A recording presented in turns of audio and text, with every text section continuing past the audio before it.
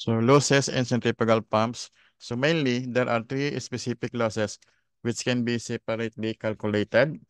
These are one, mechanical friction losses between the peaks and rotating parts in the bearing and gland and packing. So, ito yung mga mechanical losses. Ito yung power and discharge. So, andito yung ideal. Then, yung mga losses na yun magdi-decrease hanggang sa maging ito na yung final niya.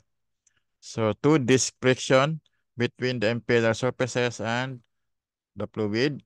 3, the leakage and the circulation losses. The recirculation is along the clearance between the impeller and the casing due to the pressure difference between the hub and the tip of the impeller. So the various losses are indicated in figure 7. So meron tayong mechanical losses dito, then na-reduce siya. Then leakage loss, na-reduce, ito na yon. Power transmitted to impeller. Ito yung shaft. So pag-transmit sa impeller mo, magle-less yun. Then hydraulic losses, then others. So, nandiyan yung fluid friction, circulatory loss at exit. So, yung final niya, yun na yung power transmitted to the water, which is gamma QH.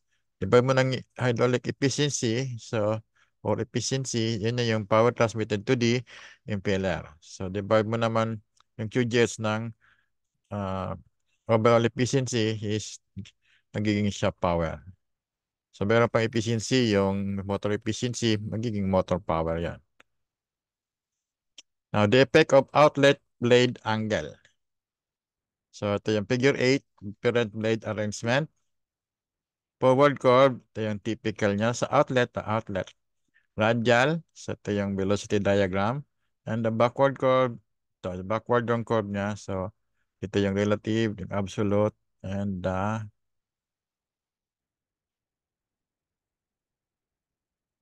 axial flow.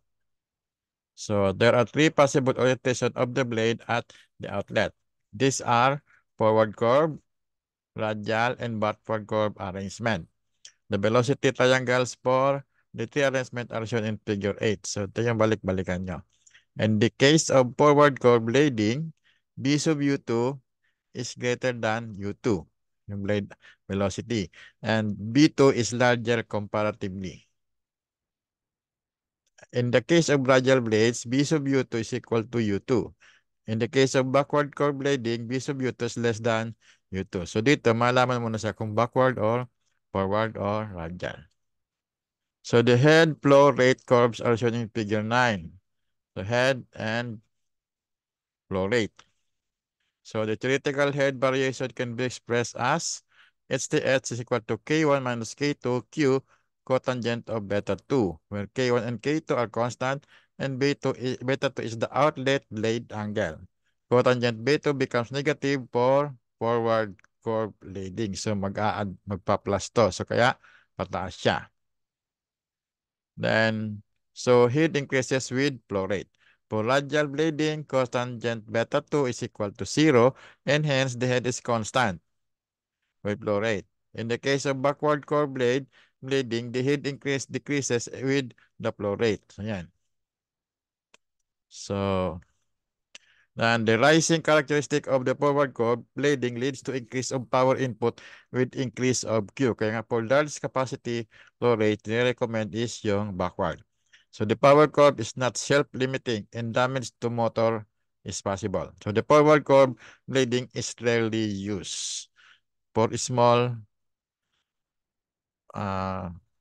power lang yan. So the backward curve blading leads to self-limiting power characteristic, yan pababa, and reduces losses in the exit kinetic energy. So the backward curve blading is almost universally used. So the radial blading also leads to rising power characteristic, and it is used only in smaller sizes. Pump characteristic.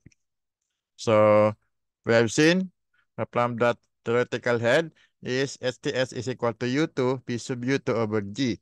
And B sub U2 is equal to B sub F2 cotangent of B2. Pagkat ibalikan yung As dito sa lecture yung mga derivation niyan. So, tapos na tayo doon. So, BF2 is equal to Q over A, where A is the circumferential area. Kung naman yung circumference, tapos yung blade thickness, yung dinadaanan niya ng tubig doon. Substituting this relation in the general equation, we can write pi B2 is equal to pi dn, outer diameter. HT is equal to pi squared d squared n squared minus pi dn over A cotangent of beta 2 times Q. So for a given pump, D, A, beta 2, and N are peaks. So at constant speed, we can write HTH is equal to K1 minus K2 Q. So where K1 and K2 are constant, and K1 is equal to pi squared D squared N squared, and K2 is equal to pi D and A over cotangent of beta, consistent units.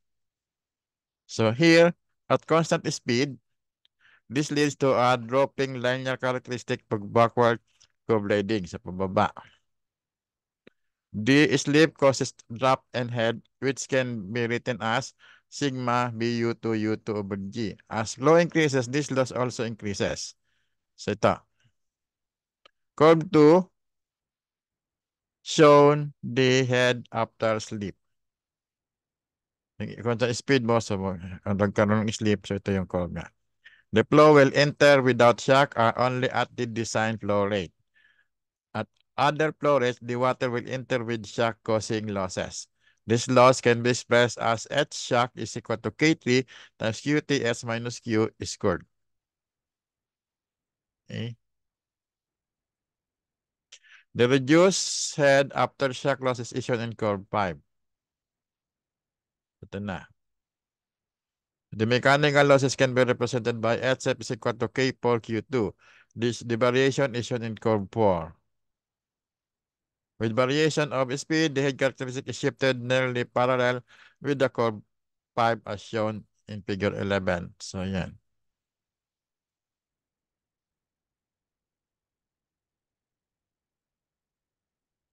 So, ito yung actual doon sa, ito yung system curve. Ito yung pump curve. Next, pump characteristic. The characteristic of a centrifugal pump at constant speed is shown in figure 12. So, andyan yung, ito yung tinatawag natin characteristic curve. Hindi lahat yung nakikita yung pump, horsepower ang binabasehan. So, hindi horsepower yon. It's the flow rate and the head. Okay? So, it may be noted that the power increases and decreases after the rated capacity. Yan. So, selection nyo, dito ka lagi sa gitna magse-select. Kaya magkakaroon ng iba-ibang model ng pump. Okay? Hindi isang pump, pumasok ka dito sa 25, ang baba-baba na. Okay? Ang efficiency mo ang baba. So, pili ka ng ibang model na pupunta sa gitna. Parang efficiency mo, mataas. Andyan yung efficiency, basahin mo dito. Brake power dito. Yan, percentage, tapos ito, meter. Yan. Nagsama-sama na. May curve na hiwa-hiwalay, may curve na sama-sama. Sa kabilang opposite naman yung ibang variable. In this way, the pump is self-limiting in power and the choice of motor is made easy. The distance between the brake power and water power curve gives the losses. Ito. Yung distance niya, ito sa yung difference niya in power, ito yung losses. Mostly sa curve, makita mo lang that is brake power. Water power divided by the efficiency is the brake power. Okay? So the pump characteristic at various speed, including efficiency contour, is shown in figure 13. So the pump characteristic at various speed, head and Q. So different speed, ito yung pump curve niya.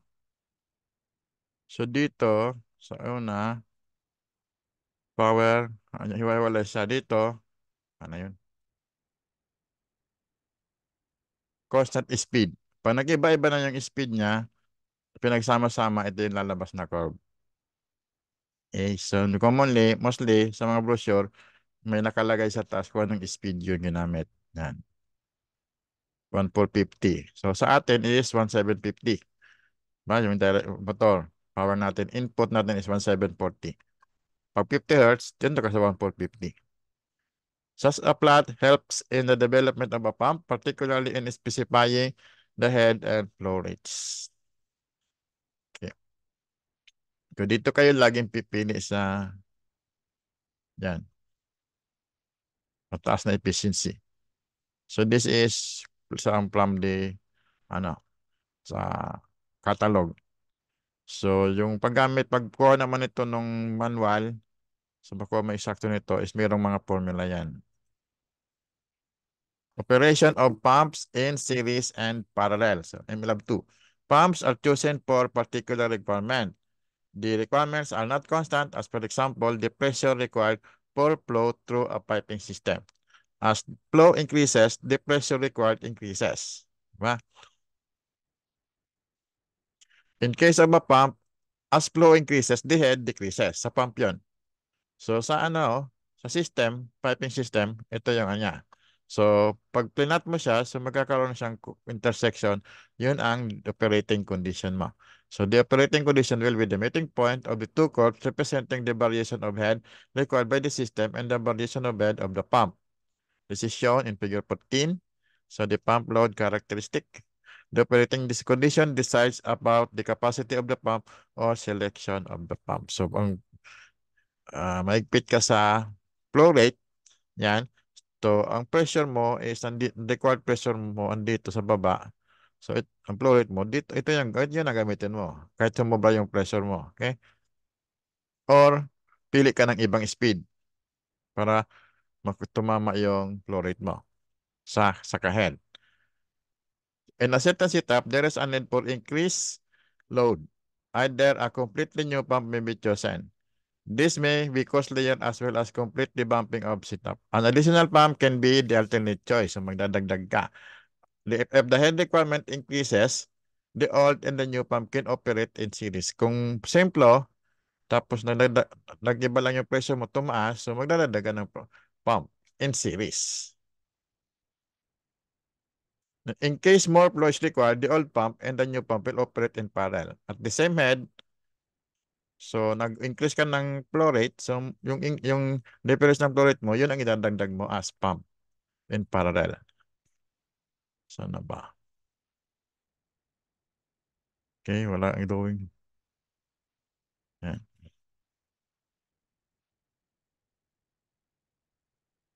So, magkaiba yung figure number. So, this is the pump in series. Pag head, ito yung condition 1 mo, nagdagdag ka ng pump, additional head. So, yung system mo, punta na dito.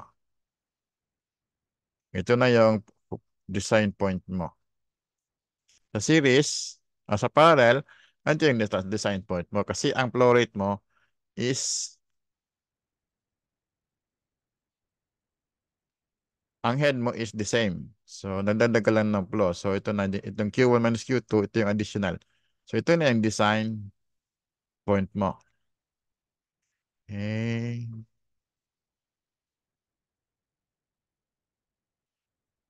There are also additional advantages and two-pump operation. When the load is low, one of the pump can operate with a higher efficiency. When the load increases, then the second pump can be switched on, thus removing part load efficiency. The characteristic of parallel operation is depicted in figure 15. The original requirement was Q1 at its 1. Pump 1 could satisfy the same and the operating point is at 1. When the flow requirement and the system characteristic is changed such that Q2 is required at head H1, then two pumps of similar characteristic can satisfy the requirement. Same curve, gagamitin mo. Providing a flow volume of Q2 as head Q1. Same head, different flow rate. It is not necessary that several pumps should be used. Suitable control system for switching on the second pump should be used in such case. Pag hindi parehas yung pump o pump model, sabi natin. When the head requirement is changed with flow being the same, then pump should work in series. Figure 16. So the flow requirement is Q, constant. Originally, head requirement was H1, met by the first pump alone. So the new requirement is flow rate Q and head it's 2. This can be met by adding in series the pump 2, which meet this requirement. It is also possible to meet changes in both head and flow requirement by use of two pumps. Suitable control should be installed for such purposes. So, specific speed and significance. So, mga sa pump, ito na yung paggawa ng curve. Kailangan to. Nag-iiba yung speed. So, kailangan mo itong mga equation. Tapos, spreadsheet. Some of the dimensionless parameter pertaining to pumps have been derived in the chapter on dimensional analysis. These are derived from basics below. 1. The flow coefficient. So Q is proportional to VFA. It's also proportional to U. DB symbols, check nyo na lang. And is proportional to U, DD, or proportional to DN, DD, or NDQ. Okay? Bakit? BF is equal to U. And area is DB. Tapos U, DD. Ang U is proportional is pi DN, di ba? So, alisin mo na yung pi. So, maging DN times DD. So, then, magiging ND cube. Take note, yung N is capital, okay, na ano lang. So, Q over ND cube is constant. So, yan. For similar machine and also the same machine, in the case of same machine, D is constant. So, Q over N is constant, or Q1 over N1 is equal to Q2 over N2. Yeah. Ito is for water at the same density. Okay? Pag nag-isa pan sa blower, so different naman yan. Merong papasok ka dito yung mga density. Okay, 2, head parameters. H is proportional to U squared over G, proportional to D squared N squared over G. Paano nangyari? Yung U nga is pi dN.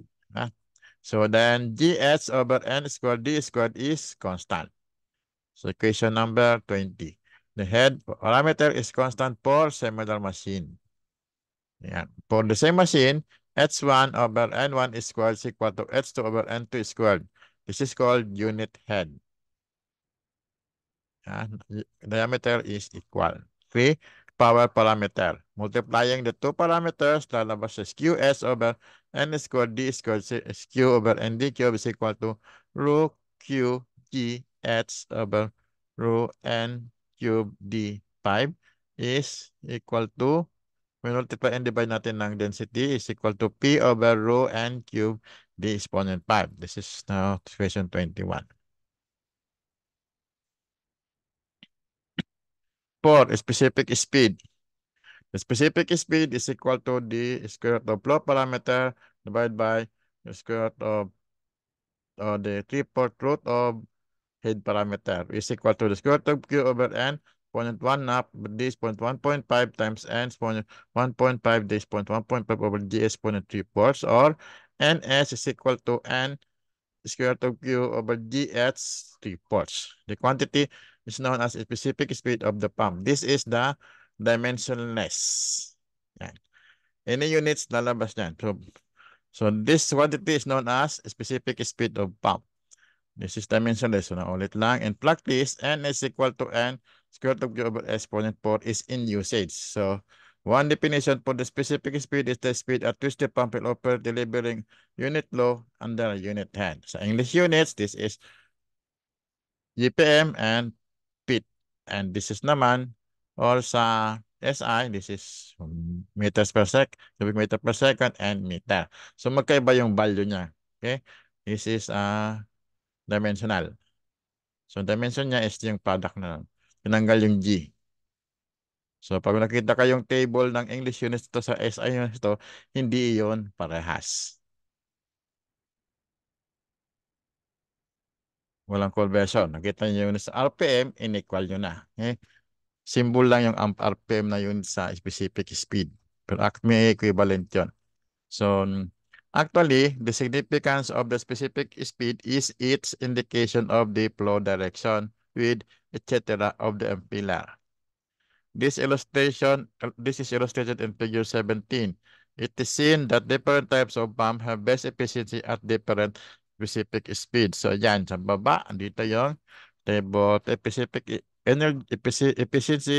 specific speed, and impeller shape relations. So, specific speed, ito, yan ang mga value niya. Without S, this is specific speed in.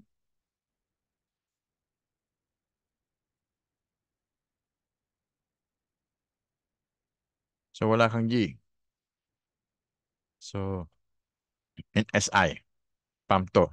This is in SI units. Check nyo lang kung anong unit ng Q, saka H. Okay? So, yung mga units niya. So, efficiency. So, ito yung Bullion centrifugal pump, mixed flow, then axial flow. Dumaan na yata tayo sa mga types ng pump. Okay? Churito. Next, cavitation. What is cavitation and where and why it occurs will be discussed, okay, in the chapter on turbine. So, andun yung detailed. So, in the case of pump, the pressure is lowest at the inlet and cavitation damage occurs at the inlet. For cavitation to occur, the pressure at the location should be near the vapor pressure at the location. Applying the energy equation between the sump surface and the pump suction, so PS over gamma plus BS is squared over 2G plus Z is equal to PA minus over gamma minus SFS, where C is the height from the sump surface o yung water surface and pump suction. The other terms have the usual significance. The term SFS should include all losses in the suction line, yung piping. Okay, net positive suction head in PSS is defined as the available total suction head at pump inlet above the corresponding head, the head corresponding to vapor pressure at that temperature. Para siya maitulak mo. Diba? Mas mataas dapat siya. So, where PB is the vapor pressure. Ano yung temperature ng water? Yun.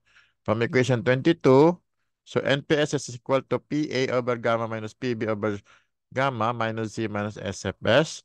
Then, the Toma cavitation parameter is defined as sigma is equal to NPSS over H is equal to PA over gamma minus PB over gamma minus Z minus SFS H. Okay, sa mga pump core, may makikita kayong NPSS doon. That is for the pump. Later na. So, at cavitation conditions, sigma is equal to sigma C and PS over gamma is equal to PB over gamma. So, sigma is equal to PA gamma minus PB over gamma minus C minus SFS equal to H. The height of suction, the frictional losses in the suction line play an important role for avoiding cavitation at a location. When pump designed for one location is used at another location, atmospheric pressure plays a role in the onset of cavitation. Simple yung pressure niya. Some authors use the term suction specific speed NS, where S is in the general solution is substituted by NPSS. Okay? Yung specific speed formula, yung S is substituted by NPSS, lalabas doon is suction specific speed. So, one correlation for critical cavitation parameter for pump is given as sigma C is equal to NS over 175.4 over T. Mga empirical equation sa ibang libro, iba naman yung equation niya na. Okay? This equation depends upon the units used and should be applied with caution. Yan. So, detail lang tayo sa cavitation. Axial flow pump. So, ito yung mga type na. A sectional view of axial flow pump is shown in figure 18. Yan, axial. Ito yung axial, ito yung axis mo. So, yung rotation naman ito is parehas. So, yung flow pala, yung flow. Parallel sa axis. So, the flow in this machine is purely axial and axial velocity is constant at all radii.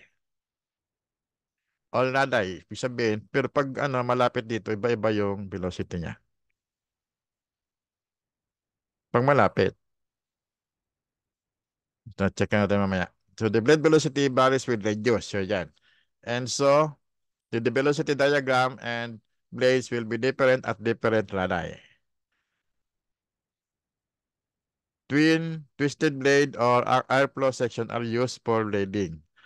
Guide vanes are situated behind the impeller to direct the flow axially without whirl. Yan. Guide. Tapos ito. Enter yan. Enter. Hindi entel. Pasok dito yan. Ito yung guide niya. In large pump, inlet guide vanes may also be used. Such pump are also called propeller pump. The head developed per stage is small, but due to increased flow area, large volume can be handled. A comparison of values of parameters is given in table 2. So ito yung comparative values of parameters for different types of pump. So type of pump, axial, mixed flow, centrifugal, mayroong diffuser pump, volute pump. Ito yung casing ha. So later na yan. O check nyo lang yung difference ng diffuser pump and volute pump. Flow ratio is 0.25 to 0.6. Mixed flow, 0.3. Yung diffuser pump, 0.15. Volute pump, 0.2. So ito, magkakakuha na kayo dito ng idea kung ano yung value kung walang given sa problem nyo. Speed ratio is 2 to 2.7. Axial. Mixed flow, 1.35. Pati sa selection, magamit ito. Lumabas sa solution mo is 1.35 o 1.4. So, pili ka kung anong type ng pump. So, may pili mo yan is mixed flow. So, ang formula ng speed ratio is U2 over square root of 2GH. Bakit 2? Kasi exit tayo, discharge. Ano kasi tayo pump? Specific speed and square root of Q over exponent 3/4. So, yan.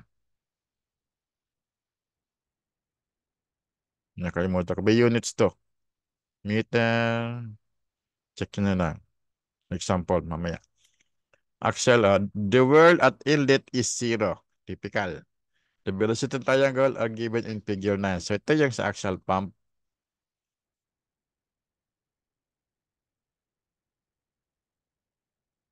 Yung inlet, so 0 dito, yan.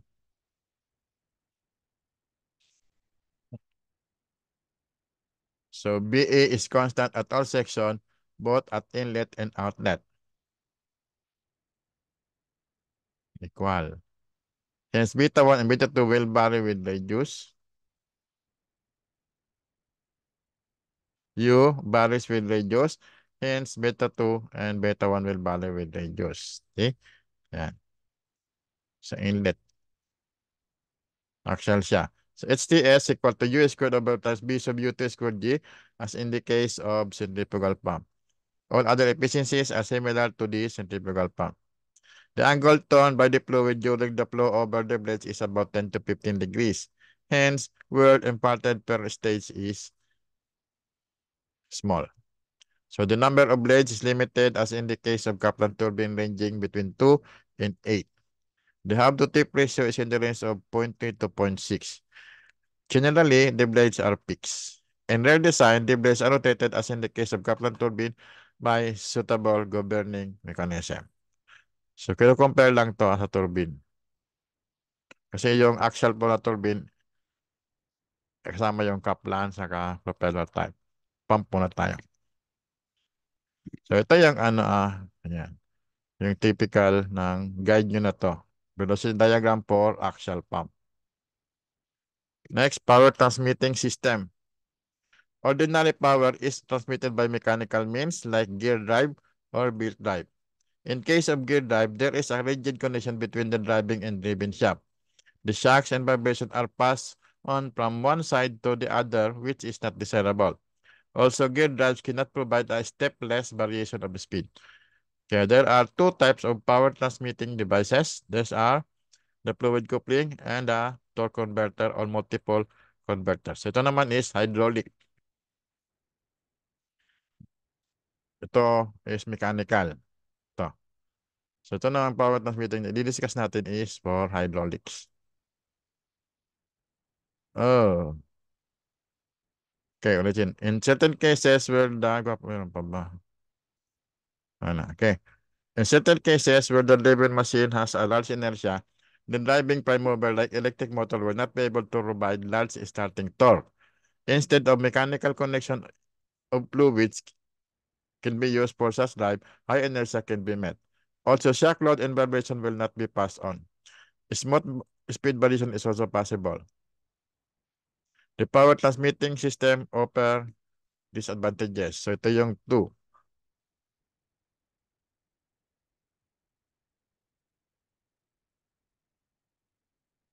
Okay. So, mechanical connection of fluid can be used for such drive. So, hydraulics. High inertia can be met. Shock load and vibration will not be passed on. The smooth speed variation is also possible. The power transmitting system offer disadvantages. Okay. One type is the fluid coupling. So a sectional view of fluid coupling is in figure 20. Meron tayong pump, impeller, and the turbine runner. Then driving shaft. Drive mo. In this device, the driving and driven shaft are not rigidly connected. The drive shaft carries a pump with radial vanes and the driven shaft carries a turbine runner. Both of these are enclosed in a casing filled with oil of suitable viscosity. So the pump accelerates the oil by imparting energy to it. Kasabi ko, hydraulics. Hydraulics, di lang water. Ang normally sa hydraulics is oil. So yan. So ito yung peak, ikot to. So paikutin naman to sa pilipat sa turbine. So ikot sa turbine, ikot naman to. Driven shaft. Next is the torque converter. Check nyo na lang yung reference. In the case of fluid coupling, the torque on the driver, ito yung torque converter.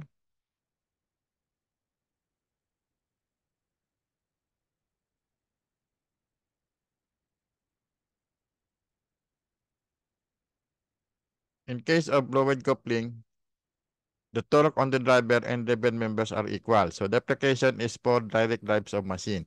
But there are cases where the torque required at the driven member should be more than the torque on the driver. Of course, this speed in this case will be the reverse ratio. Such, ito yung torque variation and torque converter and gear train. Ito yung pagkaiba. So, gear train is yung mechanical. Such an application is in automobiles where there is achieved in step by varying the gear ratio. The desirable characteristic is a stepless variation of torque. This is shown in figure 22. The torque converter is the superior to the gear train with gear ratios, with few gear ratios. So a sectional view of torque converter is shown in figure 23. Torque converter consists of 3 elements named the pump, impeller, at turbine runner. Turbine runner kasi siya magpapaikot doon sa driven shaft. And a fixed guide wheel, as shown in figure 23. The pump is connected to the drive shaft. The guide vanes are fixed. The turbine runner is connected to the driven shaft. All the three are enclosed in the casing filled with oil. So for the operation, so check na lang other sources. Okay, sample problems tayo. Example number 1. The following details refer to centrifugal pump. So wala muna tong figure.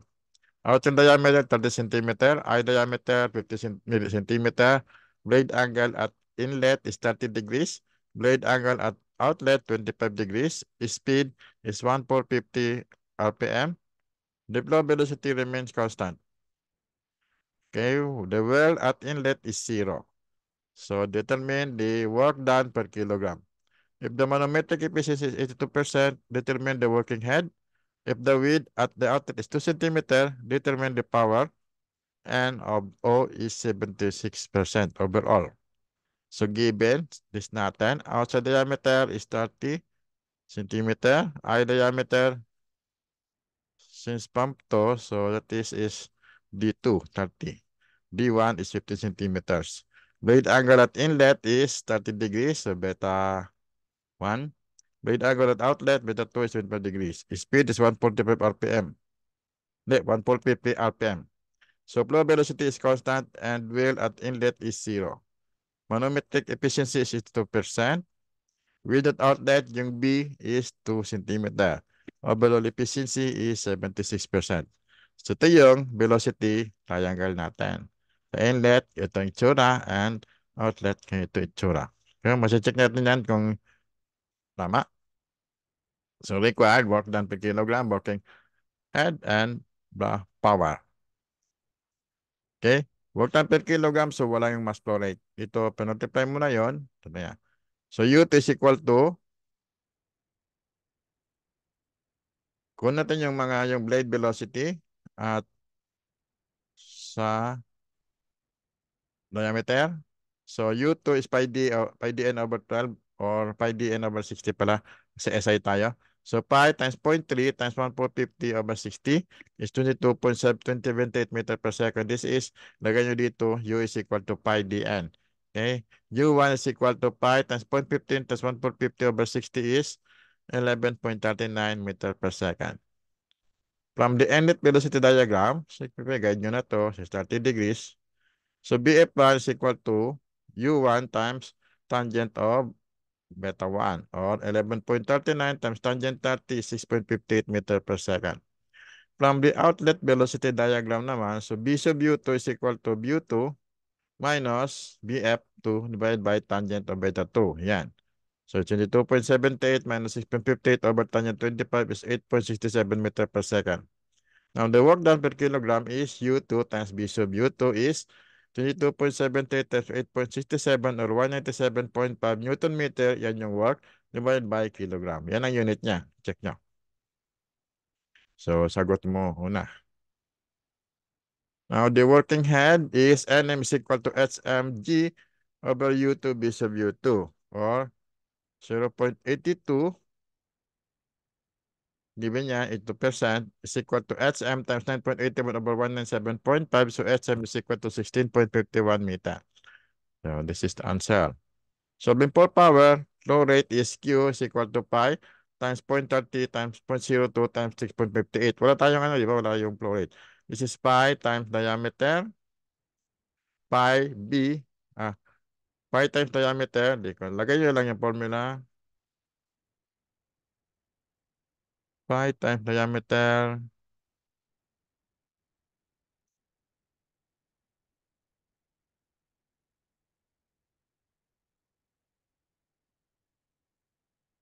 Circumference ng outside. Pi times 0.3 outside diameter. Circumference times the thickness. 0.02. This is the 0.2 centimeters yan. Check nyo lang yung ilagay nyo yung formula. Times 6.58 yung flow velocity. Yan. B sub F1 is constant. So, okay, B sub F1 is equal to B sub F2. 6.58. Yan. Velocity remains constant. Yan lagay. Okay? From the book kasi. So flow rate is 0.128 cubic meter per second. So the power input now is Q times rho times G times HM over the overall efficiency is 0.124 times 1,000 kilogram per cubic meter. Sign wala namang temperature yung water given. Wala siya. So standard gamitin natin. This is now 9.81 times 16.51 over 0.76 or 26,426 watts. Check the units. This is now 26.43 kilowatts. So this is now the answer. So example number 2. A homologous model of centrifugal pump runs at 600 RPM against a head of 8 meters. The power required being 5 kilowatt. If the prototype 5 times the model size is to develop a head of 40 meter, determine its speed. Yan, prototype is 5 times the model size.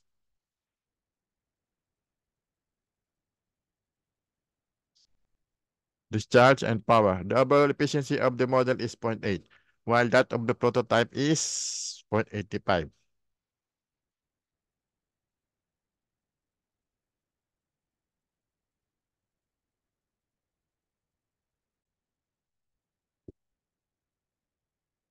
So given model speed and sub m is 600 RPM, Model head is H sub m is 8 meters. Model power PM is 5 kilowatts. Model overall efficiency NM is 0.8. Prototype size 5 times the model size. Prototype head is HP is equal to 40. Prototype efficiency overall then is NP is 0.85. So required the prototype speed, N sub P, discharge UP, and the power P sub P. Solution. 1. Case prototype speed Q is proportional to D squared exponent 1 half from Q is equal to A sub B times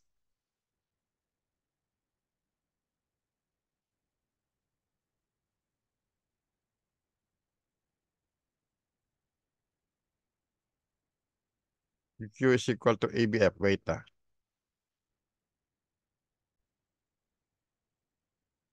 So yeah, Q is equal to A times B sub F, where A is proportional to DB and B is proportional to D. So BF is proportional to U and proportional to the square root of H. Di ba? So second condition, U is proportional to DN and proportional to square root of N. And ND over square root of H is equal to constant.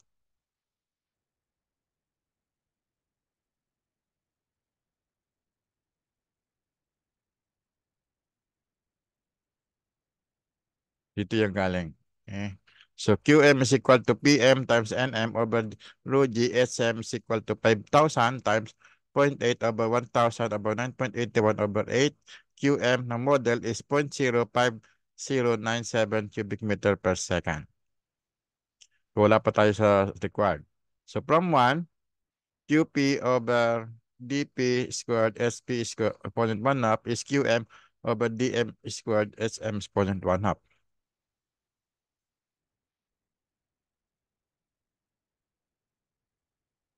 So QP ng prototype is QM times DP squared SP squared exponent 1 half over DM squared times SM exponent 1 half is 0.05097 times 5 squared. Yung 5 galing sa DP over DM.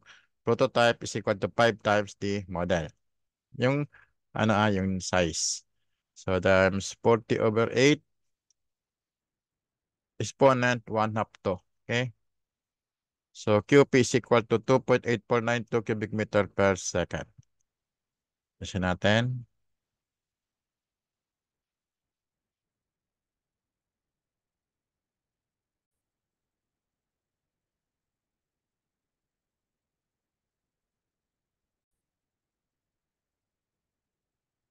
So from the answer is 2.8492 cubic meter per second. This is one half. Then from 2, equation 2, ito sa problem, NP over, times DP over SP exponent 1 half is NM DM over HM exponent 1 half. Then NP is equal to NM times SP over HM exponent 1 half times DM over DP. Substitute values. So NP is equal to 600 times 40 over 8 times 1 half times 1 over 5 times 268.32 RPM. So this is the answer. Then for prototype power, PP is equal to QP rho G HP over NO or 2.8492 times 1,000 times 9.81 times 40 over 0.85 is 1,315,323 watts or 1315.3 kilowatt.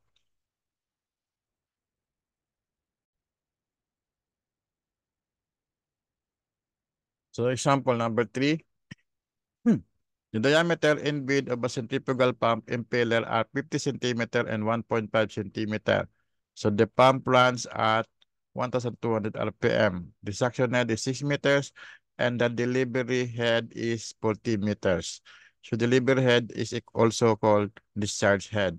The frictional drop in suction is 2 meters and the delivery is 8 meters. The blade angle at outlet is 30 degrees. The manometric efficiency is 80% and the overall efficiency is 75%. So determine the power required to drive the pump. Also calculate the pressures at the suction and delivery side of the pump. So givens, D2 is 50 centimeters, 0.5 meters. B2 is equal to 1.5 centimeter or 0.015 meter. Suction head is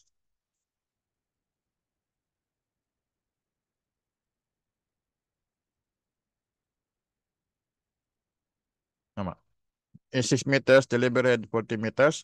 Frictional drop in suction or H sub Fs is 2 meters. Makita nyo naman to sa yung mga lecture. Frictional drop in delivery is 8 meters. Blade angle at outlet beta 2 is 30 degrees. Manometric efficiency is 0.8. Overall efficiency is 0.75. Okay, power required to drive the pump, pressure at the suction and delivery side of the pump. Solution, inlet fuel is assumed as 0. And the total head against the pump is SM is equal to 40 plus 6 plus 2 plus 8 is 56 meters. No need to ilagay yung formula. Pero required nyo lagi is maglagay kayo ng formula para malinaw. Okay? Kasi may mga iba na hindi pwede consider. So, tala nito. U2 is equal to pi D2 N over 60. So, di lang na-edit. So, pi times 0.5 times 1 to over 60 is 31.42 meters per second. So, Nm is equal to GHM over U2 BCU2. So, 0.8 times 9.81 times 56 over 31.42 times B sub U1.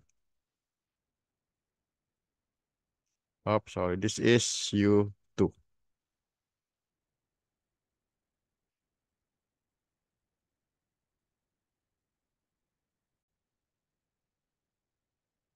So, dyan, correct na natin. This is BU2. So, BU2 is 21.86 meters per second at discharge or delivery. So, to calculate BF2, yung flow velocity, the velocity triangle is used. Refer to the velocity triangle. Para mo tayo, okay? So, balikan yung velocity triangle. Tangent beta 2 is equal to BF2 over U2 minus BU2. Okay? So, sa pag-solve, kailangan ilagay yung velocity triangle. This is only example sa libro. Hindi na masyadong na-edit. Next time, pag-revise nito, so edit ko na lang para mas malina. So, tangent 30 is equal to BF2 over 31.42 minus 21.86. So, BF2 is equal to 5.52 meter per second. So, ito gamitin mo sa flow rate. Kasi ito yung radial flow to. Lumalabas to pa, is constant to sa circumference. So, flow rate is Q is equal to pi D2, B2, BF2, or pi times 0.5 times 0.015 times 5.52 is 0.13006 cubic meter per second. So the power now is Q times rho times G times HM over NO. So formula muna is equal to 0.13006 times 1,000 times 9.81 times 56 divided by 0.75 is 95,266 watts. This is 92.3 kilowatt. So answer. Now considering the water level at the suction level as 1 in 2,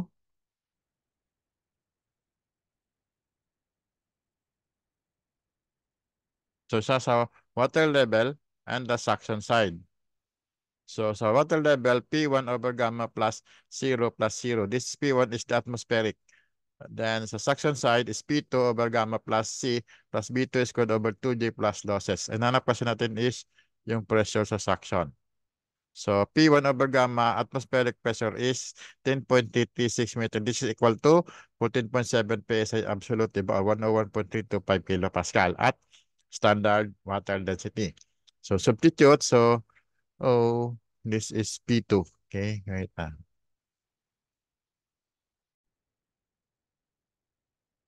So, eto. So, 10.36 is equal to P2 over gamma plus 6. Yung plus 5.52 is squared over 2 over 9.81 plus 2. Yung losses mo sa suction side. From water level to the suction side, suction port ng pump. So, P2 over gamma is 0.783 meter absolute. This is the answer. Okay, ang tanong is head. Head, di ba? Consider head. Tama, tama. Pressure. Dito sa kasi, puro head ang inaano. Pwede siyang i-convert sa PSI. This is head, yung formula. So, hindi na kailangan maglagay ng note kasi yung topic, mga discussion is in head. Okay? Pag naglagay kayo ng kilopascal ito, so iba yung reference nyo. Now, consider suction side and delivery side as 2 and 3. In between yan is yung pump. So, P2 over gamma plus B sub 2 squared 2G plus U2 BU2 over G is equal to P3 over gamma plus B sub 3 squared over 2G. So, ito yung P2 gamma plus B2 squared over 2G. Ito yung heads the static pressure head sa velocity head doon sa suction side. Yan. So, yung C, difference ng C is 0. Kasi level siya. So, itong Bu2 over this the work done on the pump. So, P sub 3 over gamma plus B2 over 2G ito squared. Ito yung sa discharge side. Okay? So, B sub 3 is equal to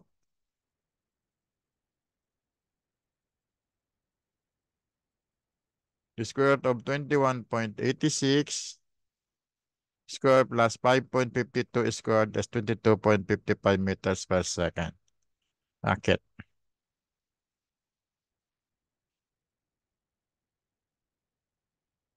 Yung flow, tingnan nyo yung velocity diagram nito at the discharge side.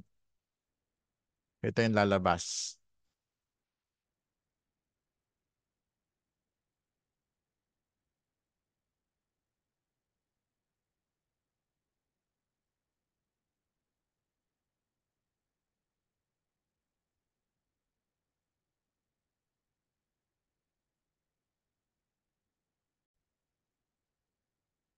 So, B3 is the absolute velocity. Okay?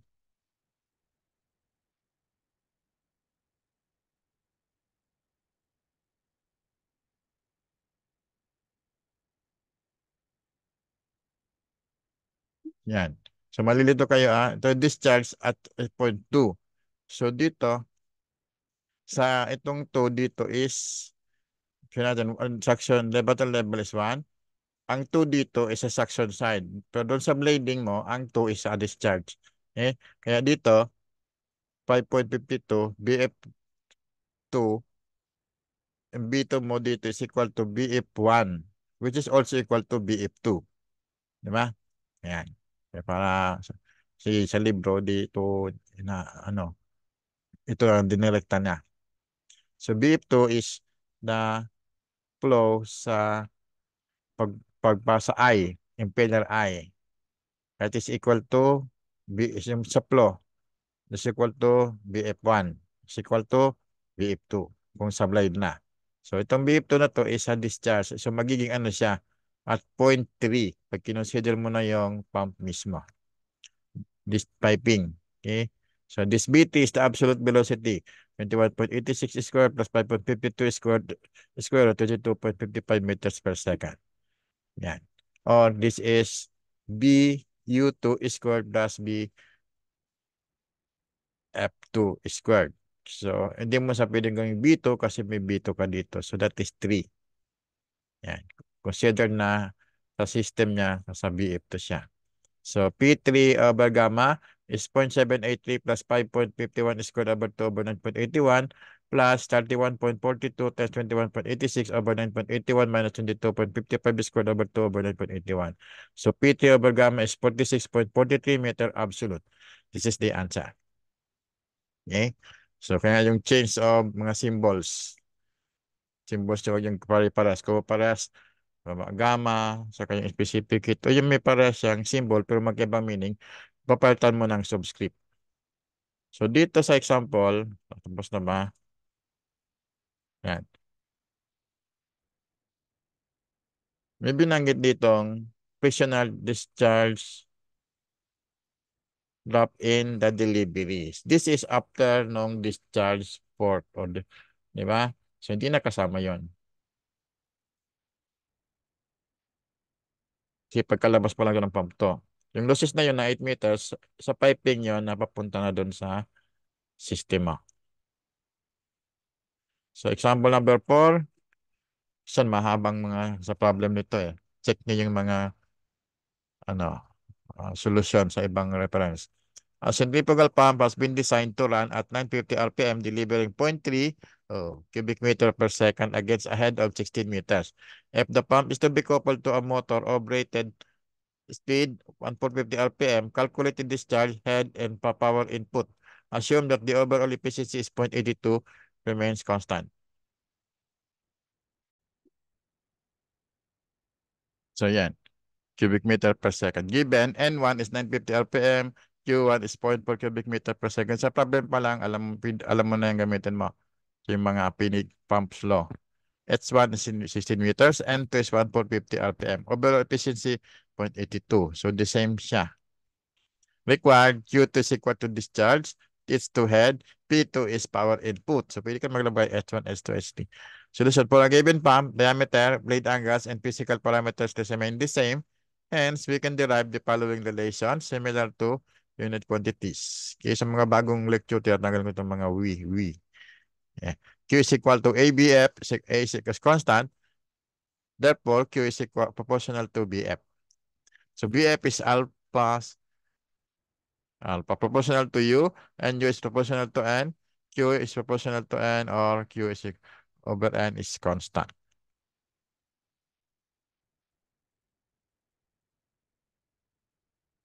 Same isang pump lang to, di ba? Kaya yung area mo constant. O diameter constant. Q2 over N, Q1 is N2 over N1. For centrifugal pump, H is proportional to U2 squared, proportional to N squared. H over N squared is constant. H2 over H1 is equal to N2 over N1 squared. Ito may kasamang derivation sa solution. Sa ibang book, walang, nandun na yung formula, so kukopya mo na lang. Ito kasing book na to, ano, walang table nito. So, pwede mo nang hindi dadaan to dito sa derivation. Diretso na dito. So, the power is proportional to QH or proportional to N. So, N squared is proportional to N cubed. And N times N squared proportional to N cubed. So, P1 over P2 is proportional to N2 over N1 exponent 3. Right.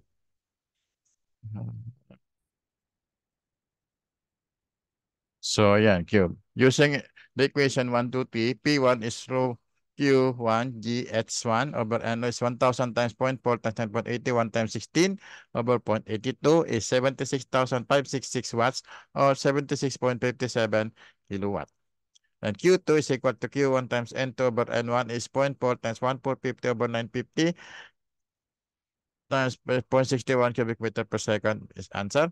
S2 is equal to S1 times N2 over N1 squared is 16 times 1,450 over 950 squared is 37.27 meter. Answer. P2 is equal to P1 times N2 over N1 cube is 76.57 times 1,450 over 950 cube is equal to 272 kilowatt. Answer. Check. P2 is equal to rho Q1 times G S2 over NO is equal to 1,000 times 0.61 times 9.81 times 37.27 divided by 0.82 is also 272 kilowatt.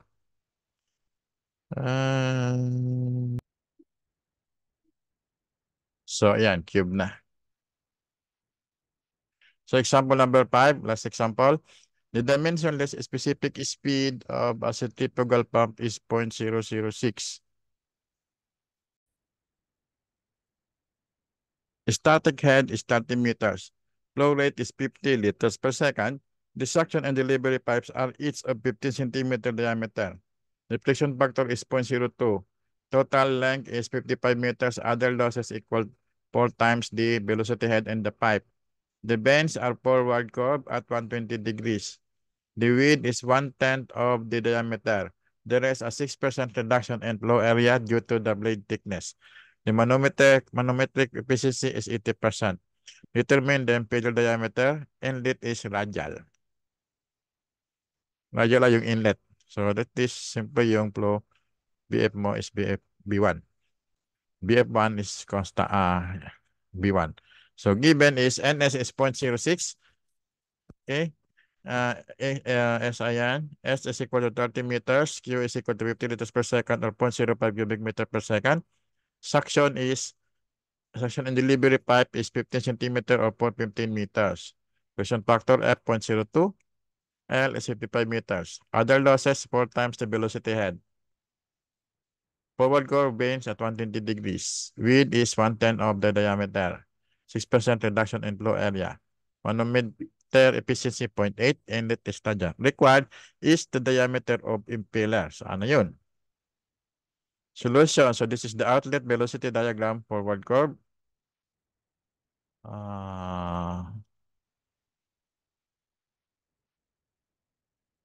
Yan. Forward curve ang ginamit. Okay? So frictional head is calculated first. Velocity in the pipe. B is equal to Q times 4 over pi D squared is 0.05 times 4 over 5 times 0.15 squared is 2.83. So the total loss of head is FLB squared over 2GD plus B squared over 2G. So this is,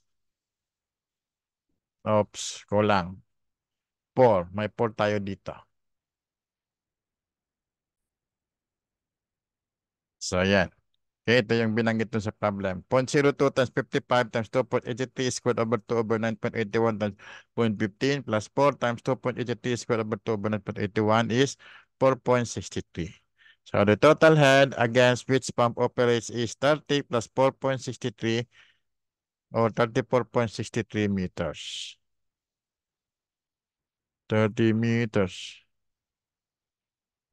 Ayan, H plus yung friction. Static head yan eh. So, ay. So specific speed is calculated from specific speed. Take note of the units. So meter per second, this is meter, and this is 0.05.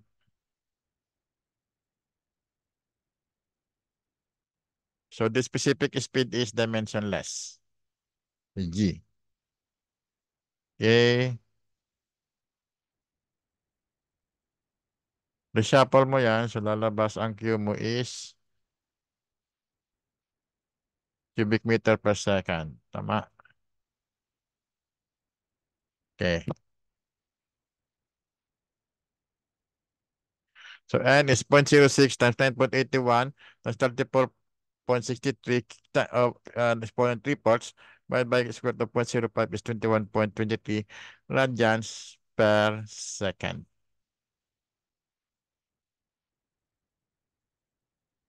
Ah, 0.06.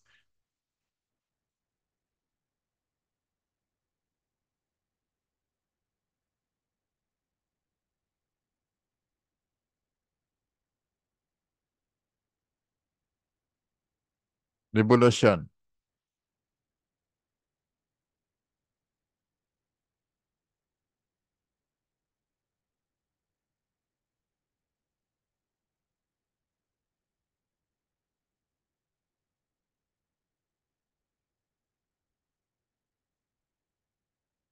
So flow velocity is determined, flow area is pi times d over 10 times 1 minus 0.06 slip is 2.2983 d squared. So BF2 is equal to Q over A is 0.05 over 0.2953 d squared is 0.1693 over d squared. U is equal to pi times dn times pi times d times 21.83 is 66.7 d. Okay, so NM is equal to GH over U2 is like BU2. So 0.8 is 9.81 times 34.63 over 66.7 D times BU2. So BU2 is equal to 6.367 over D. Kita nyo muna sa triangle.